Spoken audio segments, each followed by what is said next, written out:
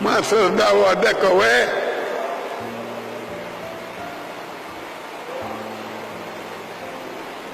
چې تاسو به کوشش کوئ دا خپل قوم به پوهوئ. اسلام خو مینه ده، محبت دی، ورورولي ده، قومولي ده، آبادي ده. زمونږ څه حال